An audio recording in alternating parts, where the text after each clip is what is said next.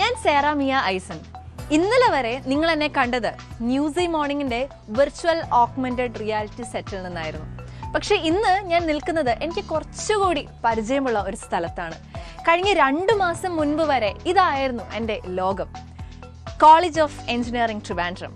ഒരു TV ഹോസ്റ്റലിലേക്ക് ഞാൻ എത്തുന്നതിന് മുൻപുള്ള എൻ്റെ യാത്ര ആരംഭിച്ചത് ഈ റേഡിയോ സ്റ്റേഷനിൽ നിന്നായിരുന്നു. ഈ മൈക്കിന് മുൻപിൽ നിന്നുകൊണ്ടാണ് ആദ്യമായി ക്യാമറ നോക്കി ഫ്രീസ് ആവാണ്ട് okay let's do this, I want this എന്നുള്ളൊരു സംഭവമൊക്കെ ഞാൻ ആദ്യമായി തിരിച്ചറിയുന്നത്. അന്ന് അതൊരു ക്യാമ്പസ് റേഡിയോ സ്റ്റേഷൻ മാത്രമായിരുന്നു. പക്ഷെ ഇന്ന് തിരിഞ്ഞു നോക്കുമ്പോൾ എൻ്റെ ജേർണിയിലെ തന്നെ ആദ്യത്തെ സ്റ്റേഷനായിരുന്നു ഇത്. എൻ്റെ ശബ്ദം ഞാൻ ആദ്യമായി കണ്ടെത്തിയ ഇടം.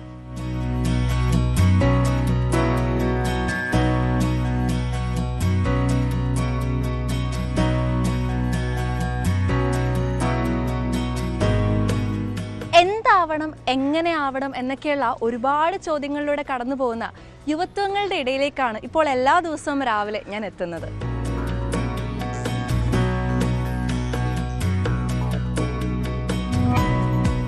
ഇന്ന് ഓഗസ്റ്റ് 12, ഇന്റർനാഷണൽ യൂത്ത് ഡേ.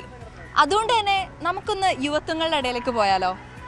എടാ, നമ്മുടെ ഈ ഒരു ജനറേഷനിൽ വാട്ട് ഡു യു തിങ്ക്, സ്കില്ലാണോ അതോ ഡിഗ്രി ആണോ ഇമ്പോർട്ടൻറ്റ്?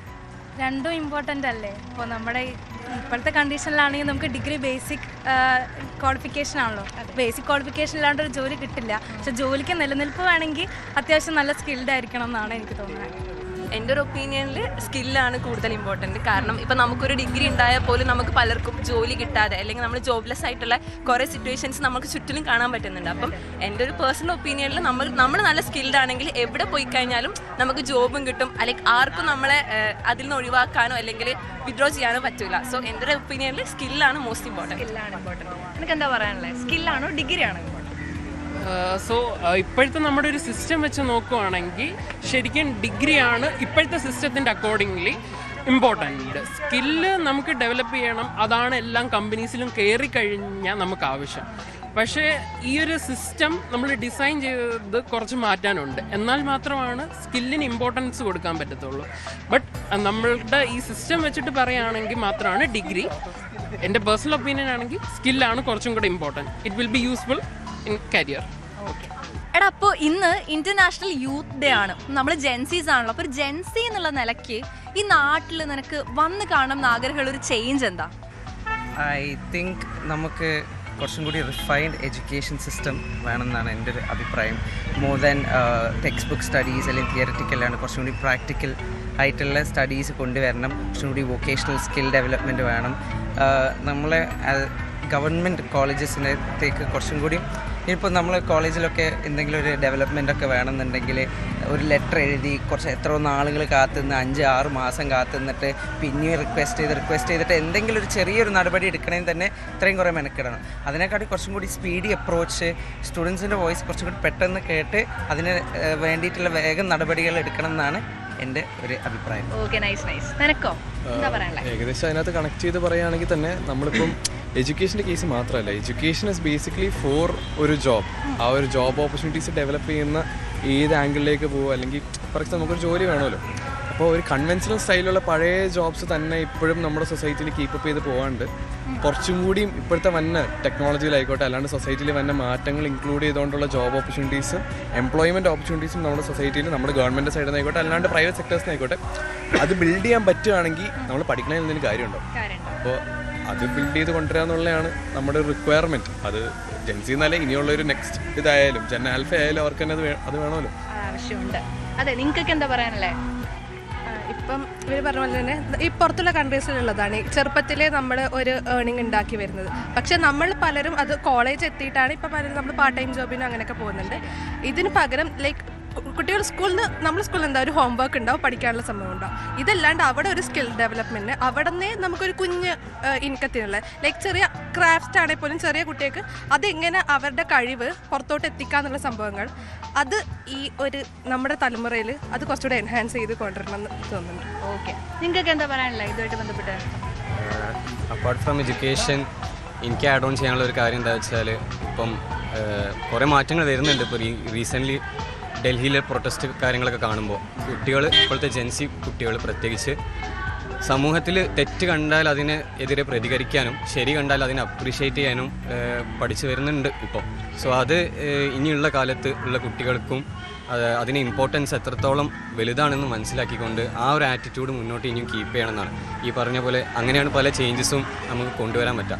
സോ ഭാവിയിൽ ഈ പറഞ്ഞ പോലെ അനീതികൾ നടക്കുമ്പോൾ ഇങ്ങനത്തെ നല്ല നല്ല വലിയ ചേഞ്ചസിന് കാരണമാവാൻ അവരുടെ വോയിസസ് റേസ് ചെയ്യണം എന്നാണ് എനിക്ക് പറയുന്നത്. ശരി, that was A great answer. നിങ്ങൾക്കോ ഇതിൽ പറയണ്ടോ? ഞാൻ ഇവരോടെല്ലാം യോജിക്കുന്നു. ഓക്കെ, എല്ലാവരോടും യോജിക്കുന്നു. പറയണ്ടോ? കോളേജ് ടൈമൊക്കെ ഒന്ന് കുറച്ച് നന്നായി. ഇത്ര നേരം അറ്റൻഡൻസ് ഇല്ലാത്തൊരു ലോകമാണ് എൻ്റെ. അറ്റൻഡൻസ് ഇല്ലാത്തൊരു 94 ഒക്കെ ഇങ്ങനെ ഒരു റൂമിൽ ഇങ്ങനെ ഇരിക്കുക വെച്ചാൽ അതിന് നല്ലൊരു ഉച്ചവരൊക്കെ ചുമ്മാ കിടന്നുറങ്ങാൻ അതിൻ്റെ അകത്ത് വേറെ നടക്കുന്നില്ല. ചുമ്മാ കിടന്നുറങ്ങാൻ മാത്രമല്ല എന്നാലും കുറെ നേരം അതിനകത്ത് ഇരിക്കുക. ഈ അറ്റൻഡൻസ് സിസ്റ്റം ഒക്കെ മാറ്റണം എന്നാണോ പറയുന്നത്? IIT NIT നല്ല അത്ര അറ്റൻഡൻസ് വരുന്നല്ലോ. ശരിയാ, അതെ. അതെ. എടാ, ഇപ്പോഴത്തെ ഒരു കറന്റ് സിറ്റുവേഷനൊക്കെ വെച്ചിട്ട് ഒരു കരിയർ എന്ന് പറയുമ്പോൾ ഇന്ത്യക്കുള്ളിൽ തന്നെ നിൽക്കുന്നതാണോ അതോ ഔട്ട്സൈഡ് ഇന്ത്യ പോകുന്നതാണോ? ഏതാണ് കൂടുതൽ ബെറ്റർ ആയിട്ട് തോന്നുന്നത്? എനിക്ക് ബെറ്റർ നമ്മളിപ്പോൾ പൊതുവേ ഉള്ളൊരു അഭിപ്രായം എന്ന് വെച്ചാൽ പുറത്ത് പോകുന്നതാണ് നല്ല കരിയറിന് വേണ്ടിയതെന്നാണ് എല്ലാവരും പറയുന്നത്. പക്ഷേ എൻ്റെ താല്പര്യം എന്ന് പറഞ്ഞാൽ എനിക്ക് നമ്മുടെ രാജ്യത്ത് തന്നെ നിൽക്കണം എന്നാണ്. കാരണം നമ്മളെല്ലാവരും പുറത്തേക്ക് പോയാൽ പിന്നെ ഇവിടെ ആരും ഉണ്ടാവില്ലല്ലോ. പിന്നെ മാത്രമല്ല നമ്മുടെ രാജ്യത്ത് ഇപ്പോൾ നല്ല നല്ല അവസരങ്ങൾ വരുന്നുണ്ടല്ലോ. പുതിയ ഓരോരോ കമ്പനീസ് ആണെങ്കിലും സ്റ്റാർട്ടപ്പുകളൊക്കെ വന്നുകൊണ്ടിരിക്കുകയാണല്ലോ. പിന്നെ നമ്മുടെ ഈ നാടും പച്ചപ്പും എല്ലാവരും പറയുന്ന പോലെ ഹരിതാവയും ഇതൊക്കെ വിട്ട് നമുക്ക് പുറത്തേക്ക് പോകാൻ എങ്ങനെ തോന്നുന്നത്? പിന്നെ എനിക്ക് നമ്മൾ ടൂർ പോകുന്ന പോലെ വിസിറ്റ് ചെയ്യാനൊക്കെ പോകാൻ താല്പര്യമാണ്. പക്ഷെ എന്നാലും നമ്മൾ കരിയറായിട്ട് സെറ്റിൽ ചെയ്യാനാണെങ്കിൽ എനിക്ക് നമ്മുടെ രാജ്യത്ത് തന്നെ സെറ്റിൽ ചെയ്യാനാണ്. അങ്ങനെ ആവശ്യത്തിനുള്ള കരിയർ ഓപ്പർച്യൂണിറ്റീസ് ഒക്കെ നമ്മുടെ നാട്ടിലുണ്ടോ? കാരണം അത് പറഞ്ഞിട്ടാണല്ലോ എല്ലാവരും മെയിൻലി പുറത്ത് പോകുന്നത്. ഇപ്പോൾ കേരളത്തിലെ കാര്യം എടുത്ത് നോക്കുകയാണെങ്കിൽ കുറച്ച് കുറവാണ്. പക്ഷേ മൊത്തം ഓൾ ഓവർ ഇന്ത്യ നോക്കുകയാണെങ്കിൽ അത്യാവശ്യം ഉണ്ടെന്ന് തന്നെയാണ് എൻ്റെ ഒരു അഭിപ്രായം. Since I am a BTech student, എനിക്ക് ബിടെക് ആ പെർസ്പെക്റ്റീവിൽ നോക്കുമ്പം it depends on the department that I mean. ഇപ്പോൾ ലൈക്ക് ഇലക്ട്രോണിക്സ് ആണെന്നുണ്ടെങ്കിൽ ഇറ്റ് ഇസ് സെറ്റ് ദറ്റ് ഇന്ത്യയിൽ അതിന് നല്ല ഫ്യൂച്ചർ സ്കോപ്പ് വരുന്നുണ്ട്. പക്ഷേ ഇപ്പോൾ ഞാൻ പഠിക്കുന്ന ഇലക്ട്രിക്കൽ ആൻഡ് കമ്പ്യൂട്ടർ കറൻ്റ്ലി ഇന്ത്യയിൽ അതിന് അത്രയ്ക്ക് സ്കോപ്പില്ല. അബ്രോഡാണ് in scope. So it totally depends on what branch you are in and what you want to specialise. So അതാണ് എനിക്ക് പേഴ്സണലി തോന്നിയിട്ടുള്ളത്. നിങ്ങൾക്ക് എന്താ തോന്നുന്നത്? അപ്പോൾ ഞാൻ പഠിക്കുന്നത് സിവിൽ എഞ്ചിനീയറിംഗ് ആണ്. അപ്പോൾ ആസ് എ സിവിൽ എഞ്ചിനീയറിൻ്റെ ഒരു ആസ്പെക്റ്റിൽ നോക്കുമ്പോൾ ഇന്ത്യയിൽ ബേസിക്കലി വർക്ക് എക്സ്പീരിയൻസ് നമുക്ക് ഇന്ത്യയിൽ തന്നെ ബെറ്റർ ഓപ്പർച്യൂണിറ്റി കിട്ടും. എന്നാലും ഒരു സാലറി വെച്ച് നോക്കുമ്പോൾ ഇന്ത്യയിലെ ഓപ്പണിംഗ് ഭയങ്കര ലോ ആണ്. പക്ഷേ ഇപ്പോൾ അറബ് കൺട്രീസിലും അങ്ങോട്ടൊക്കെ ആണെങ്കിൽ നമുക്ക് നല്ലൊരു ഓപ്പണിംഗ് കിട്ടും. പക്ഷെ അവിടെ പണിയുണ്ട് ബേസിക്കലി. നമ്മളിപ്പോ കുറച്ചൊക്കെ യൂത്ത് എന്ന് പറയുമ്പോൾ ലിവ് ഇൻ ദി മൊമെന്റ് എന്ന് പറയുന്ന ഒരു സാധനത്തിൽ കുറച്ചുകൂടി ഫോക്കസ് ചെയ്യാറുണ്ട്. വിശ്വസിക്കുന്നില്ലാത്ത ആളാണ്. ശരി, കുറച്ചുകൂടെ ലൈക്ക് ഫ്യൂച്ചർ പ്രാക്ടിക്കലി ആലോചിക്കുന്ന ആളാണ്. ഓക്കെ, അക്ഷയ എന്താ പറയാനുള്ളേ? പേഴ്സണലി പറയുകയാണെങ്കിൽ ഇപ്പം രണ്ടിടത്തായാലും ജോബ് മാർക്കറ്റ് ഉണ്ട്. ഇപ്പം CS ആയതുകൊണ്ട് ലൈക്ക് ജോബ് ഓപ്പർച്യൂണിറ്റീസ് വരുന്നുണ്ട്. പക്ഷേ എനിക്ക് പേഴ്സണലി കുറച്ച് പുറത്ത് പോകാനും എക്സ്പ്ലോർ ചെയ്യാനും താല്പര്യമുള്ളതുകൊണ്ട് ഐറ്റ് സേ അബ്രോഡ്. ഇപ്പൊ കുറച്ച് മുന്നേ ഒരാൾ പറഞ്ഞു ഇവിടുത്തെ പച്ചപ്പും സംഭവമൊക്കെ വിട്ടുവിട്ട് പോകാൻ പറ്റില്ല, ഫാമിലി എന്നുള്ളൊരു സാധനം. അല്ലെങ്കിൽ പലരും പുറത്ത് പോകുന്നവർ പറയാറുണ്ട് നാട്ടിൽ നിൽക്കുന്നതാണ് കുറച്ചുകൂടെ സമാധാനപരം എന്നൊക്കെ പറയാറുണ്ട്. സമാധാനം നോക്കുകയാണെങ്കിൽ ചിലപ്പോൾ നാടായിരിക്കും നല്ലത്. പക്ഷേ കുറച്ച് എക്സ്പ്ലോർ ചെയ്യണം, കുറച്ച് വേറെ എക്സ്പീരിയൻസ് ചെയ്യണം എന്നൊക്കെ ഉണ്ടെങ്കിൽ പ്രോബ്ലി ലൈക്ക് പേഴ്സണൽ ഒപ്പീനിയൻ പുറത്ത് പോയി എക്സ്പ്ലോർ ഒക്കെ ചെയ്തിട്ട് വേണമെങ്കിൽ സെറ്റിൽ ചെയ്യാമല്ലോ തിരിച്ചു വന്ന്. അങ്ങനെ എടാ, അപ്പം നമ്മൾ ജെൻസീസ് ആണല്ലോ. അപ്പോൾ നിങ്ങൾ ഓരോരുത്തരും സ്വപ്നം കാണുന്ന ഒരു ലോകം അല്ലെങ്കിൽ ഒരു ലൈഫ് എന്താ? എല്ലാ ആസ്പെക്ട്സും നോക്കിയിട്ട്.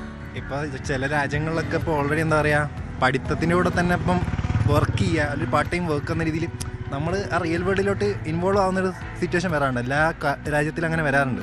പക്ഷെ അതിങ്ങനെ ഇന്ത്യയിലോട്ട് ഇങ്ങനെ വരുന്നുണ്ട്. ബട്ട് ടെക്നോളജി ഇപ്പോൾ എന്താ പറയുക, ഇന്നുള്ള ടെക്നോളജി എല്ലാം നാളെ പെട്ടെന്ന് ഡെവലപ്പ് ആവുന്നുണ്ട്. പക്ഷെ ആ ഒരു എഡ്യൂക്കേഷൻ്റെ ഇതിലോട്ട് വരുമ്പോൾ അത് ഭയങ്കര ലാഗ് ആവുന്നുണ്ട്. സോ ആ ഒരു സ്പീഡാണ് ഞങ്ങൾ എക്സ്പെക്ട് ചെയ്യുന്നത് ഈ കാര്യത്തിലൊക്കെ. നിങ്ങൾക്ക് എന്താ പറയാനുള്ളത്? ഇപ്പോൾ നമ്മളും യൂത്ത്സിനെ സംബന്ധിച്ചിടത്തോളം ജോബ് ഹണ്ടിങ് ഒരു ഇഷ്യൂ ആണ്. അപ്പോൾ നമുക്കും അതിൻ്റേതായ സ്ട്രെസ്സും കാര്യങ്ങളൊക്കെ ഉണ്ട്.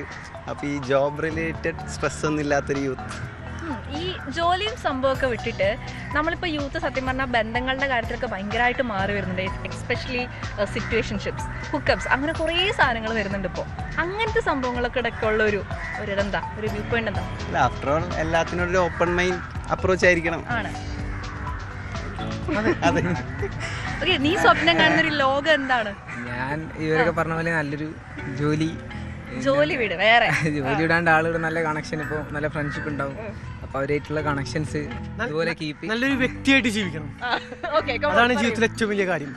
നമ്മൾ നല്ലൊരു മനുഷ്യനായിരിക്കണം. തെറ്റ് ശരി എന്താന്നുള്ള യഥാർത്ഥ ബോധം നമുക്ക് വേണം. എടാ, നമ്മുടെ യൂത്തിൻ്റെ ഇപ്പോഴത്തെ ഏറ്റവും വലിയൊരു പ്രത്യേകതയാണ് നമ്മുടെ പ്രശ്നങ്ങൾ അഡ്രസ്സ് ചെയ്യാനൊക്കെയുള്ള, അല്ലെങ്കിൽ അഡ്രസ്സ് ചെയ്യാനും പ്രതികരിക്കാനും ഒക്കെ ഉള്ളൊരു കഴിവ്. ഇപ്പം തന്നെ ജന്തർ മന്ദറിൽ നടന്ന CJPയുടെ പ്രൊട്ടസ്റ്റ് അതിന് ഭയങ്കര വലിയ എക്സാമ്പിളും ആയിരുന്നു. അതിനോടൊക്കെയുള്ള നിങ്ങളുടെ ഒരു സമീപനം എന്താണ്? ഒരു ഇപ്പോഴത്തെ യൂത്ത് എന്ന നിലയ്ക്ക് പ്രൊട്ടസ്റ്റ് നടന്നത് ഒരു നല്ലൊരു ഇതായിരുന്നു, എല്ലാവർക്കും ഒരു മോട്ടിവേഷൻ കൊടുക്കുന്ന ഒരു ഇതായിരുന്നു. അപ്പോൾ എനിക്ക് പ്രൊട്ടസ്റ്റിൽ പോകാൻ പറ്റിയിരുന്നെങ്കിൽ ഞാനും ചെന്നേനെ. ഒരു യൂത്ത് എന്ന നിലയ്ക്ക് ഇങ്ങനത്തെ പ്രൊട്ടസ്റ്റ് നടത്തുന്നത് നല്ലതാണ്. എൻ്റെ അഭിപ്രായം എന്താണെന്ന് ചോദിച്ചു കഴിഞ്ഞാൽ, ഇത്രയും കാലം നമ്മൾ പ്രൊട്ടസ്റ്റ് എന്ന് പറയുമ്പോൾ നമുക്കുണ്ടായിരുന്ന ഒരു ഇമേജ് എന്ന് പറഞ്ഞാൽ കുറച്ച് കൊടിയും പിടിച്ച് ഒരു ഫ്ലാഗും വെച്ച്, ലൈക്ക് പ്രൊട്ടസ്റ്റ് എന്ന് കേൾക്കുമ്പോൾ നമ്മുടെ മൈൻഡിൽ ഇപ്പോൾ കോളേജിലായാലും പുറത്തായാലും ഒരാൾ പ്രൊട്ടസ്റ്റ് ചെയ്യുന്ന അല്ലെങ്കിൽ ഒരു സ്ട്രൈക്ക് വിളിക്കുന്നു എന്ന് പറയുമ്പോൾ കുറച്ച് മുദ്രാവാക്യങ്ങളും ലൈക്ക് ആ കൈൻഡ് ഓഫ് ആണ് എല്ലാവരും ചിന്തിക്കുക.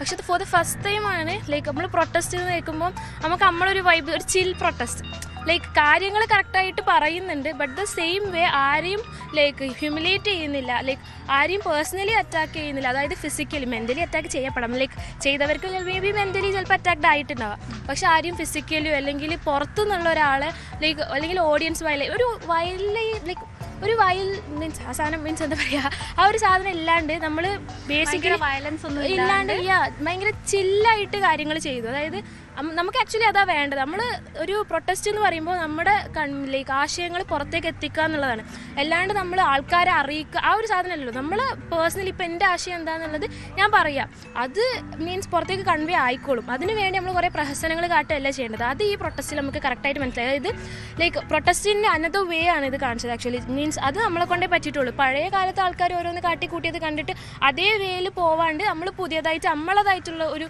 ന്യൂ വേ ഓഫ് പ്രൊട്ടസ്റ്റ് എന്നുള്ള ഒരു സാധനം കൊണ്ടുവന്നു. അത് ഇറ്റ് വാസ് വെരി ഗ്രേറ്റ്.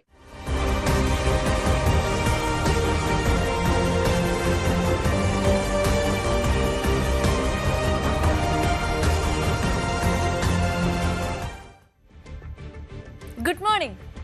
ക്യാമ്പസിൽ നിന്ന് തുടങ്ങിയ എൻ്റെ ചെറിയൊരു ജേണിയുടെ കഥയായിരുന്നു അത്. പക്ഷേ ഇന്ന് ഞാൻ പറയുന്നത് എൻ്റെ മാത്രം കഥയല്ല. ഇന്ന് August 12 international youth day. Youth എന്ന് പറയുമ്പോൾ നമ്മൾ എന്താണ് ആദ്യം ആലോചിക്കാറ്? ഡ്രീംസ് ആണോ, എനർജി ആണോ, അതോ റെബലിയൻ ആണോ, അല്ലെങ്കിൽ ഈ ജനറേഷൻ എന്തിനും റെഡിയാണ് എന്നാണോ? മേ ബി എല്ലാം. കാരണം ഇന്നത്തെ യൂത്ത് എന്നത് വെറുതെ ഫ്യൂച്ചറിനായിട്ട് വെയിറ്റ് ചെയ്യുന്ന ഒരു ജനറേഷൻ മാത്രമല്ല, അവര് മാറ്റങ്ങൾ ഓൾറെഡി കൊണ്ടുവരുന്നവരാണ്. മാറ്റങ്ങൾക്കായി തെരുവിലിറങ്ങി സമരം ചെയ്യാനും നമ്മുടെ എഡ്യൂക്കേഷൻ സിസ്റ്റത്തെ പോലും ചോദ്യം ചെയ്യാനും ധൈര്യം കാട്ടിയവരാണ്. ഡൽഹിയിൽ CJPയുടെ നേതൃത്വത്തിൽ നീറ്റ് പേപ്പർ ലീക്ക് അടക്കമുള്ള വിഷയങ്ങളിൽ ആയിരക്കണക്കിന് സ്റ്റുഡൻസ് തെരുവിലിറങ്ങി. അവരുടെ പ്രൊട്ടസ്റ്റിന്റെ രാഷ്ട്രീയം എന്തായാലും ഒരു കാര്യം വളരെ ക്ലിയർ ആയിരുന്നു: ഞങ്ങളുടെ ഫ്യൂച്ചറിനെ കുറിച്ച് ഞങ്ങൾക്കാണ് പറയാനുള്ളത്. അത് ഒരു മാറ്റമാണ്. സോഷ്യൽ മീഡിയയെ നോക്കൂ. ഒരു യങ് പേഴ്സണ് ഇന്നൊരു ഫോൺ മാത്രം മതി ഒരു ഐഡിയ പറയാനും ഒരു വലിയ കോൺവെർസേഷനൊക്കെ ക്രിയേറ്റ് ചെയ്യാനും. സ്റ്റാർട്ടപ്പ് കൾച്ചർ നോക്കൂ. ജോബ് അന്വേഷിക്കുന്നതിൽ നിന്ന് എനിക്ക് തന്നെ ഒരു ജോബ് ക്രിയേറ്റ് ചെയ്യണം എന്ന് ചിന്തിക്കുന്ന ഒരുപാട് യങ്സ്റ്റേഴ്സ്. ക്ലൈമറ്റ് ചേഞ്ച് മുതൽ മെന്റൽ ഹെൽത്ത് വരെ, ജെൻഡർ മുതൽ എഡ്യൂക്കേഷൻ വരെ പല വിഷയങ്ങളിലും ഈ ജനറേഷൻ ചോദ്യങ്ങൾ ചോദിക്കാൻ തുടങ്ങിയിട്ടുണ്ട്. പക്ഷേ ഇത്രയും എനർജി ഉള്ളപ്പോൾ അവരുടെ ഡ്രീംസ് എന്താണ്? ഒരു വലിയ കരിയർ ആണോ? ഫൈനാൻഷ്യൽ ഫ്രീഡം ആണോ? സ്വന്തം ബിസിനസ് ആണോ? അല്ലെങ്കിൽ സിംപ്ലി എനിക്ക് ഇഷ്ടമുള്ള ഒരു ലൈഫ് ജീവിക്കണം എന്നതാണോ? മേ ബി എല്ലാം. കാരണം യൂത്ത് എന്നത് എല്ലാം ഫിഗർ ഔട്ട് ചെയ്തിട്ടിരിക്കുന്ന ഒരു സ്റ്റേജ് അല്ല, ഫിഗർ ഔട്ട് ചെയ്തുകൊണ്ടിരിക്കുന്ന ഒരു സ്റ്റേജാണ്. ഞാനും അതിൻ്റെ ഭാഗമാണ്. ക്യാമ്പസിലെ ക്യാമറയ്ക്ക് മുന്നിൽ നിന്നാണ് okay this is my thing എന്ന് ആദ്യമായിട്ട് എനിക്ക് തോന്നിയത്. ഇന്ന് മറ്റൊരു മൈക്കിന് മുന്നിൽ നിന്ന് അതേ ജനറേഷൻ്റെ സ്റ്റോറിയാണ് ഞാനിപ്പോൾ പറയുന്നത്. ഇതുപോലെ ഇന്ന് ഒരുപാട് യുവാക്കൾ അവരുടെ ഓൺ ഫസ്റ്റ് ചാപ്റ്റർ എഴുതി തുടങ്ങിയിട്ടുണ്ട്. ഒരുപക്ഷെ അവരുടെ ഡ്രീംസ് എവിടെ എത്തുമെന്നൊന്നും അവർക്ക് പോലും ഇപ്പോൾ അറിയുന്നുണ്ടാവില്ല. അതാണ് യുവത്വം. കാണാത്ത വഴികളിലേക്കും സ്വപ്നങ്ങളുമായി നടക്കാനുള്ള ധൈര്യം, ആദ്യ ചുവട് വെക്കാനുള്ള ആത്മവിശ്വാസം, മാറ്റാൻ കഴിയും എന്ന ഒരു പ്രതീക്ഷ. നാളെ കാത്തിരിക്കുന്ന ജനറേഷൻ അല്ല നമ്മൾ. നാളെ എങ്ങനെ ആയിരിക്കണം എന്ന് ഇന്ന് തന്നെ തീരുമാനിക്കാൻ തുടങ്ങുന്ന ജനറേഷനാണ്. അച്ചയൻസ് ഗോൾഡ് പ്രസൻസ് ന്യൂസി മോർണിംഗിലേക്ക് എൻ്റെ എല്ലാ പ്രിയ പ്രേക്ഷകർക്കും സ്വാഗതം. ആദ്യം തലക്കെട്ടുകളിലേക്ക്.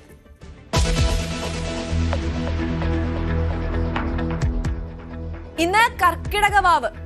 ക്ഷേത്രങ്ങളിലും സ്നാനഘട്ടങ്ങളിലും പിതൃതർപ്പണം.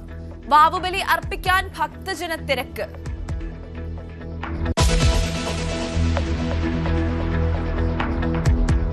FCRA ഭേദഗതി ബില്ല് ഇന്നും പാർലമെന്റിൽ വരില്ല. ബില്ല് അജണ്ടയിൽ ഇല്ല. കേരളയെ കേരളമാക്കുന്ന പെരുമാറ്റ ബില്ല് രാജ്യസഭയിൽ ഇന്ന് എത്തും. വിവിധ വിഷയങ്ങളിൽ പ്രതിഷേധം കടുപ്പിക്കാൻ പ്രതിപക്ഷം. ഇന്നും സഭകളിൽ ബഹളമാകും.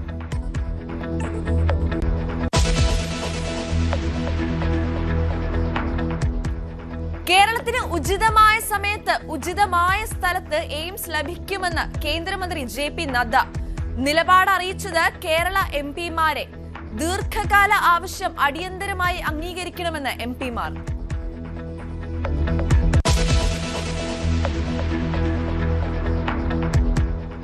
കാണാതായ മത്സ്യത്തൊഴിലാളികളെ കണ്ടെത്താൻ സാധ്യമായതെല്ലാം ചെയ്തെന്ന് തിരുവനന്തപുരം കളക്ടർ.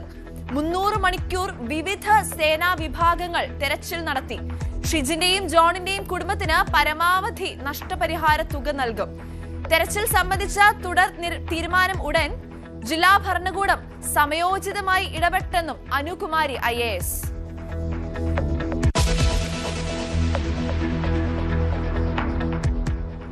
തിരുവനന്തപുരത്ത് ചിലയിടങ്ങളിൽ നാളെ വെള്ളം മുടങ്ങും. നിയന്ത്രണം പ്ലാന്റുകളിലെ വാൽവുകളുടെ അറ്റകുറ്റപ്പണി കാരണം. പേരൂർക്കട ഒബ്സർവേറ്ററി, ഐരാണിമുട്ടം ടാങ്കുകളിൽ നിന്നുള്ള വിതരണം തടസ്സപ്പെടും. ജലവിതരണം പുനഃസ്ഥാപിക്കുക മറ്റന്നാൾ ഉച്ചയ്ക്ക്.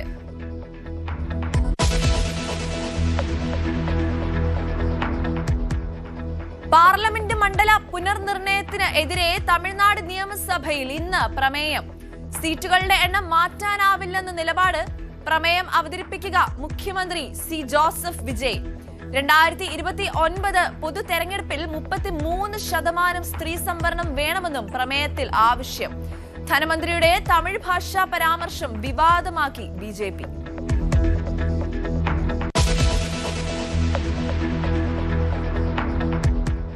ആകാശച്ചുഴിയിൽപ്പെട്ട എയർ ഇന്ത്യ വിമാനം പറത്തിയത് പൈലറ്റ് കഞ്ചാവ് ലഹരിയിൽ. ഗുരുതര വീഴ്ചയ്ക്ക് തെളിവ്. കഞ്ചാവ് ഉപയോഗിച്ചെന്ന് രണ്ടാം പരിശോധനാ ഫലം വന്നു. വിമാനം ആകാശമധ്യേ പൊടുന്നനെ താഴ്ന്നത് 300 അടി. ദുരന്തത്തിൽ നിന്ന് പരിക്കേറ്റത് രക്ഷപ്പെട്ടത് ഫുക്കറ്റ് ഡൽഹി വിമാനം. സംഭവം ഓഗസ്റ്റ് 4-ന്.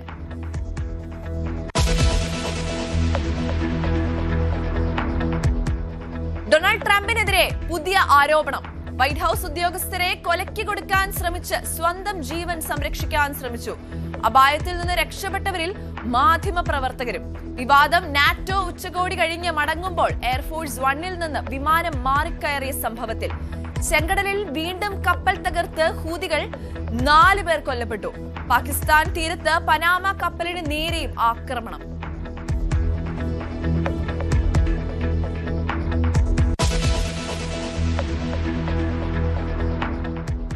അച്ചയൻസ് ഗോൾഡ് പ്രസൻസ് ന്യൂസി മോർണിംഗിൽ ഇനി വാർത്തകൾ വിശദമായി. ഇന്ന് കർക്കിടക വാവ്. പിതൃകർമ്മങ്ങൾക്കായി ആയിരക്കണക്കിന് ആളുകൾ ഇന്ന് വിവിധ കേന്ദ്രങ്ങളിൽ എത്തിയിരിക്കുകയാണ്. ഇന്നലെ രാത്രി മുതൽ തന്നെ ക്ഷേത്രങ്ങളിൽ വൻ ഭക്തജനങ്ങളുടെ തിരക്കാണ് അനുഭവപ്പെട്ടുകൊണ്ടിരുന്നത്.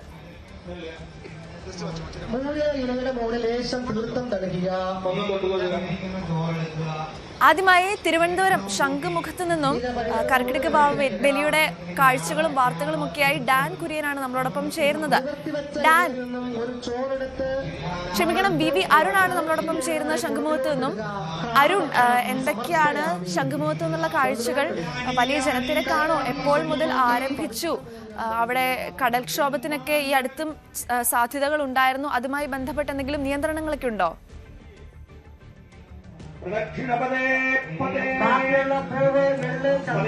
സിറ, ശംഖുമുഖം കടപ്പുറത്താണ് ഞാനുള്ളത്. ഇവിടെ തിരുവനന്തപുരം ജില്ലയിലെ പ്രധാനപ്പെട്ട ബലിതർപ്പണ കേന്ദ്രങ്ങളിൽ ഒന്നാണ് ശംഖുമുഖം കടപ്പുറം.